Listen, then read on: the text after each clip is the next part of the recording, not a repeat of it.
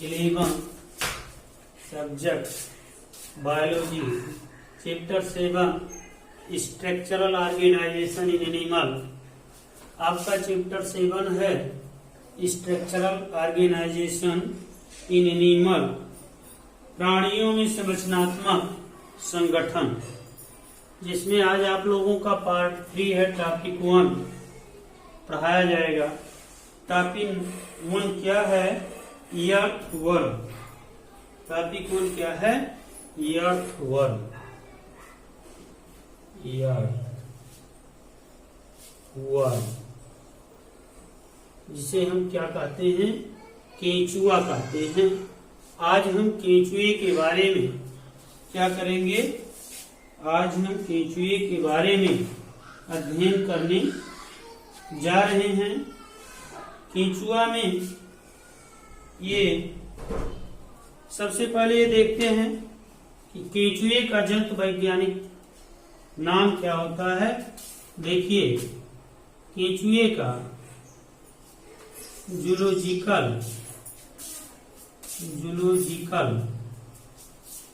Name, जिसे क्या कहेंगे? वैज्ञानिक नाम फेरीटीमा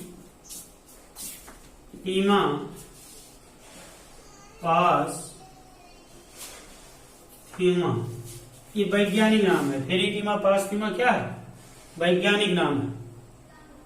ध्यान दीजिए, आप 3 स्ट्रक्चर बनाए गए हैं। फिगर ए डॉर्सल व्यू है, फिगर बी वेंट्रल व्यू है, और figure C lateral view showing mouth opening के बारे में बताया जा रहा है। बॉडी ऑफ अर्थवर्म के बारे में, इनके शरीर के बारे में केंचुए के आप देखते हैं।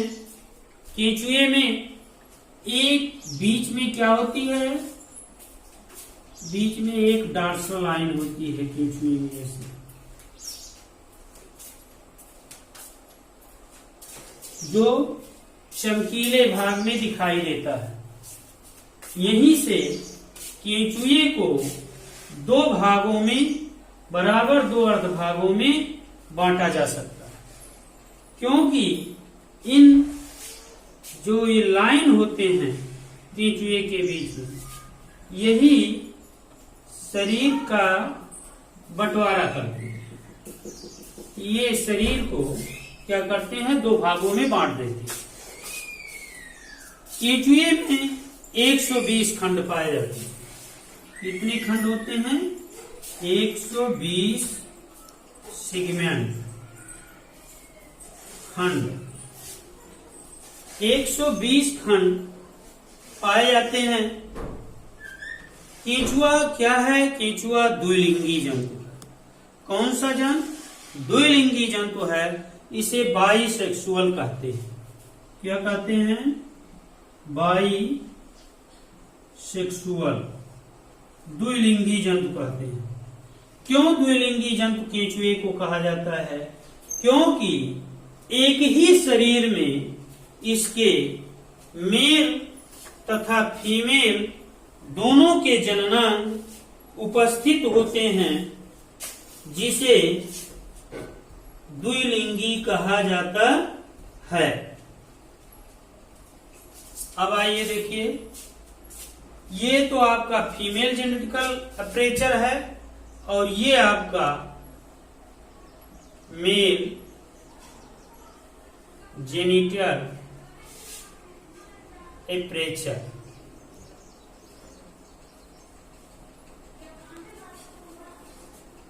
जिसे फीमेल जेनिटल अपर्चर कहते हैं और मेल जेनिटल अपर्चर कहते हैं। तो एक ही में पाए जाते हैं, इसलिए इसे क्या कहा गया? द्विलिंगी कहा गया।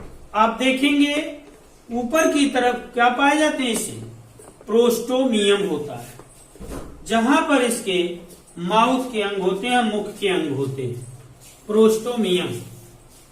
प्रोस्टोमियम ये आपका शरीर का क्या होता है? पहला खंड होता है। पहला खंड क्या पाया जाता है? प्रोस्टोमियम। जैसे यहां देखिए A1 2 3, 4, 5, 6, 7, 8, 9, 10, 11, 12, 13, 14, 15, 16, 17, 18 इस तरीके के खंड पाए जाते हैं।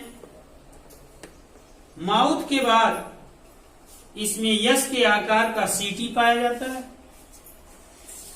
जो यस के आकार का होता है। सीटी इसके आप देखते हैं कि सीटी जो यस के आकार का होता है यहीं पर सिकुड़ता है। इसके बाद 14वें खंड में फीमेल जेनिटल एपरेचर पाए जाते हैं, 15वें खंड में मेल जेनिटल एपरेचर पाए जाते हैं, 16वें खंड में। इसलिए 14वें खंड से 16वें खंड तक इनको हम क्या कहते हैं, 14 से 16 खंड तक ये जननांग पाए जाते हैं। मतलब मेल तथा फीमेल दोनों जेनेटिकल पार्ट पाए जाते हैं। इस प्रकार से क्लाइटेलम वाला जो भाग होता है इसे बॉक्स भी कहते हैं। क्या कहते हैं? बॉक्स। क्लाइटेलम महत्वपूर्ण भाग होता है केंचुए का, जहां से अपने अंगों को जब सिकोड़ता है तो एक जगह से दूसरे जगह लोकोमोशन करने का काम करता है, चलन अर्थात गति करने का ये काम करता है। यही क्लाइटेलम, ये बॉक्स क्या होता है, ये यहाँ का जो मसल्स होता है, यहाँ की जो मसल्स मांसपेशी होते हैं ये काफी हार्ड होते हैं। इसके बाद फिर उतने हार्ड मांसपेशी नहीं होते हैं, यहाँ एनस पाया जाता है, गुदा। ये आपका डॉर्सल व्यू था, जो मेटामियर्स यहाँ जहां से झुका होता है, यहाँ आपका ये दोनों का एनस है। इसके बाद ट्रांसवर्स ग्रोव ऑफ एनुली है, ये जहां से ट्रांसवर्स मतलब टी के आकार का संरचना बनाता है, और ऊपर वाले भाग को माउथ कहते हैं। यहाँ पर आपको दिखाया गया माउथ ओपनिंग, जहां से सड़ी गली पत्तियों को खा करके ये मिट्टी के रूप में बदल देता है। ये माउथ है, प्रोस्टोमियम। ये आपका रिंग है, रिंग सीटी कहते हैं इसे। इस प्रकार के ये इनके अंग पाए जाते हैं। यह फॉर्म जो होता है इसे हम फार्मर का फ्रेंड कहते हैं, अर्थात किसानों का ये क्या है, मित्र।